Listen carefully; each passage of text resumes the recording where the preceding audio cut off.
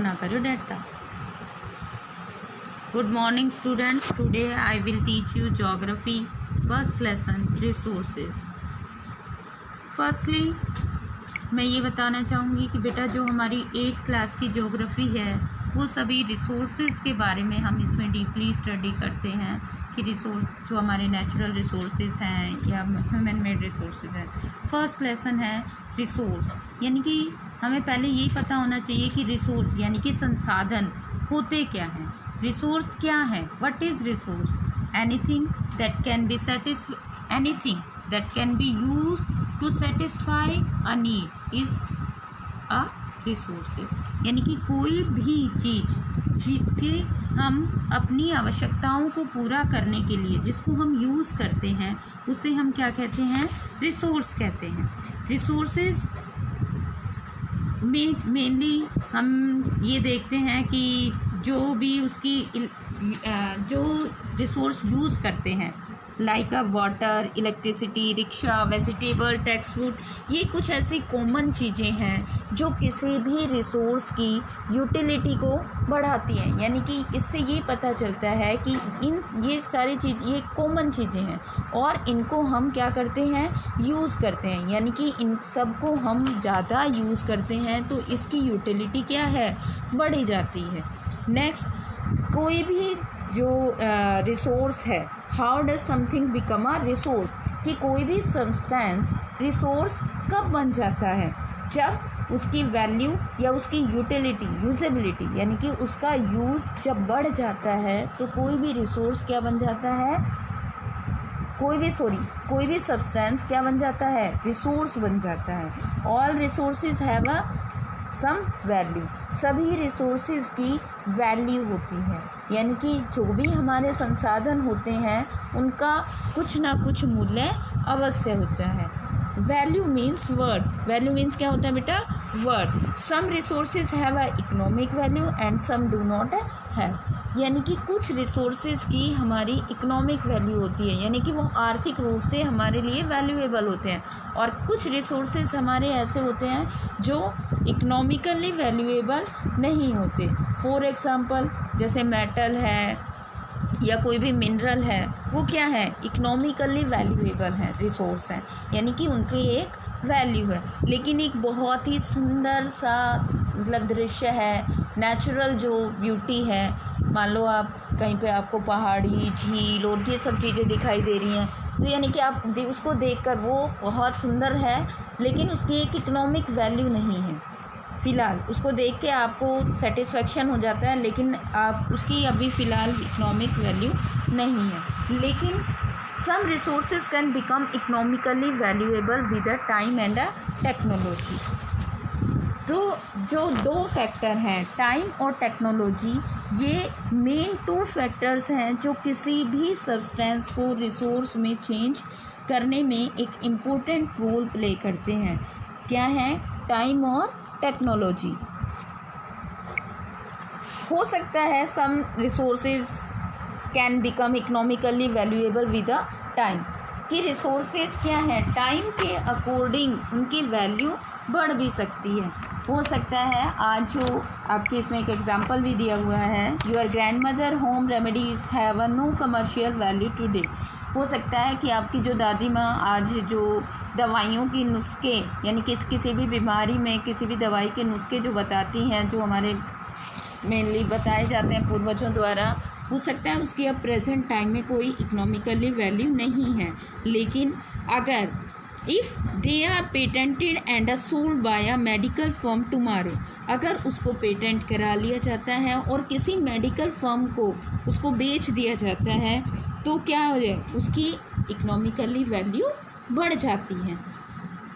ठीक है। पेटेंट क्या होता है बेटा? It means the exclusive right over any idea और अ इन्वेंशन, यानी कि किसी भी जो भी खोज या नई उसकी वो की जाती है, इन्वेंशन की जाती है, उसका ऊपर एक हमारा जो एक्सक्लूसिव राइट होता है, यानी कि एक कानूनी अधिकार होता है कि ये इन्वेंशन हमने की है, उसे हम कहते हैं पेटेंट करना। ओके।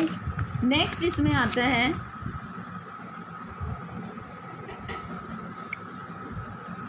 नेक्स्ट इसमें आता है टाइम एंड टेक्नोलॉजी। टाइम और technology are two important factors that can change substance into resource. Time और टेक्नोलॉजी दो ऐसे मुख्य कारक हैं जो किसी भी सब्सटेंस को रिसोर्स में चेंज करने में एक इम्पोर्टेंट रोल प्ले करते हैं। टेक्नोलॉजी कोई भी सब्सटेंस है, अगर हम नई तकनीक के द्वारा उसको किसी भी नए उसमें कन्वर्ट करते हैं, और टाइम के अकॉर्डिंग भी कई बार क्या होता है कि कोई रिसोर्स जो सब्सटेंस है उसकी वैल्यू बढ़ जाती है। तो ये दो मेन फैक्टर्स हैं जो हमारे इसकी सब्सटेंस को क्या करते हैं, रिसोर्स में कन्वर्ट करने में एक इम्पोर्टेंट रोल प्ले करते हैं। It is their ideas, knowledge, invention and discoveries that lead to the creation of more resources. Each discovery और invention leads to many others. The discovery of fire led to practice of cooking, other process, while invention of the wheel ultimately resulted in a development of a newer modes of transport। जैसे कि नई तरह की invention अगर हम पहले time की देखें कि जो व्हील की इन्वेंशन हुई थी, ठीक है, उसने एक नए डेवलपमेंट यानी कि एक नए युग को जन्म दिया, डेवलपमेंट के एक विकास के नए युग को जन्म दिया। नेक्स्ट हम आते हैं बेटा टाइप ऑफ रिसोर्सेज पर।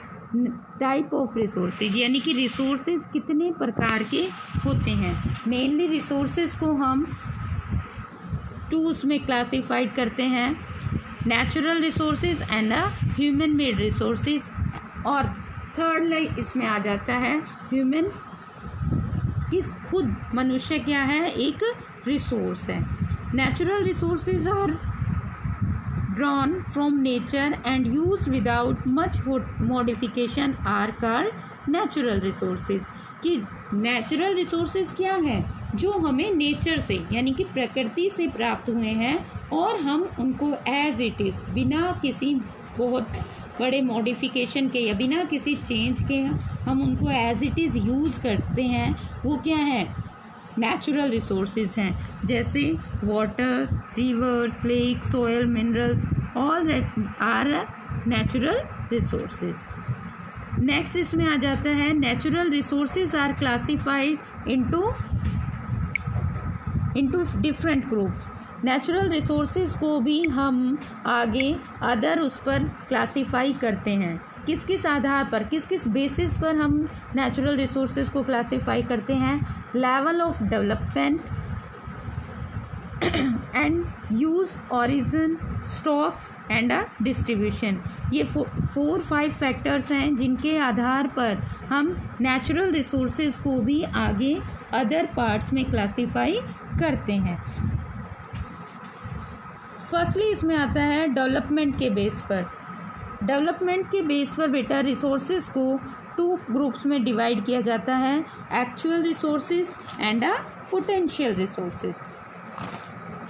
एक्चुअल रिसोर्सेज मेनली क्या होते हैं, actual resources are those resources which have been developed fully for actual use, यानी कि जो उनका हम प्रेजेंट टाइम में यूज़ कर रहे हैं और वो फुली डेवलप्ड हैं, वो क्या हैं, एक्चुअल रिसोर्सेज हैं। जैसे आयरन है, कॉपर है, these are actual resources. Secondly हमारा आता है potential resources. Potential resources are those resources which are found in a region but are not developed to their full potential, यानी कि हम पोटेंशियल रिसोर्सेज वो रिसोर्सेज होते हैं जो किसी प्रदेश में पाए जाते हैं, हमें पता है कि ये उस एरिया में पाए जाते हैं, लेकिन अभी प्रेजेंट टाइम में वो यूज़ नहीं हो रहे हैं। इन अ फ्यूचर उनको जब टेक्नोलॉजी और कुछ नई टेक्नोलॉजी के द्वारा उनका यूज़ बढ़ाया जा सकता है, तो वो क्या है, पोटेंशियल रिसोर्सेज है। इसमें आप इसकी डेफिनेशन में लिखोगे, potential resources are those resources which are found in a region but are not developed to their full potential. For example जैसे कि लद्दाख में यूरेनियम है, मिनरल्स ऑयल इन राजस्थान, ये इसके आप एग्जाम्पल लिखेंगे। नेक्स्ट आता है हमारा बेस्ड ऑन ओरिजिन, यानी कि उत्पत्ति के आधार पर रिसोर्सेज किस कितने तरह के होते हैं। तो based on their origin resources can be abiotic और बायोटिक। बायोटिक रिसोर्सेज क्या होते हैं, अबायोटिक रिसोर्सेज क्या होते हैं। Biotic resources are non living while biotic resources are living. Abiotic resources में वो सभी चीज़ें शामिल हैं जो क्या हैं, नॉन लिविंग्स हैं, चाहे वो रॉक्स है, मेटल है, वो सभी इसमें आ जाते हैं। और biotic resources are living things, जैसे सॉयल है बायोटिक में क्या आ जाता है, plants and animals, these are biotic resources. Next हमारा आता है नेचुरल रिसोर्सेज। जो हमने नेक्स्ट सेट डिवाइड किया है वो है स्टॉक के बेस पर, कि उसको हमने natural resources can B broadly categories into a renewable and a non renewable resources. ठीक है, रिन्यूएबल रिसोर्सेज क्या होते हैं, जो हमें रिन्यूड होके थोड़े टाइम के बाद दोबारा से मिल जाते हैं, उन्हें हम क्या कहते हैं, रिन्यूएबल रिसोर्सेज।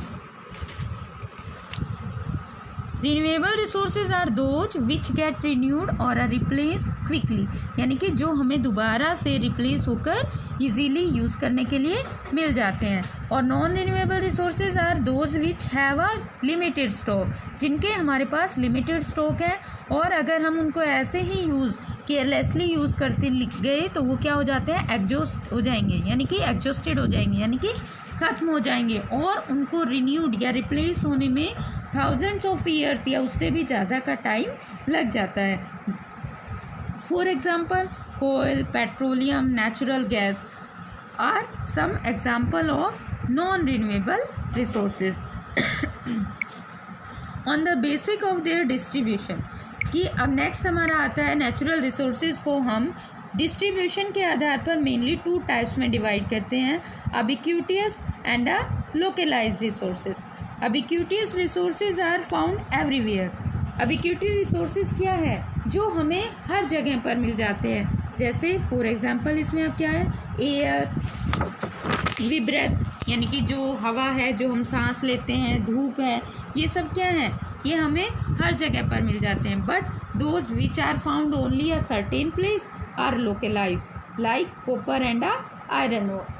लेकिन जो पर्टिकुलरली किसी एक स्थान पर मिलते हैं वो क्या है, लोकलाइज्ड रिसोर्सेज हैं, जैसे आयरन ओर या कोयला, पेट्रोलियम, ये पर्टिकुलरली हमें किसी एक ही प्लेस पर मिलते हैं। The distribution of,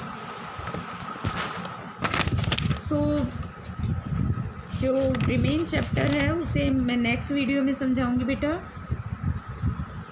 okay.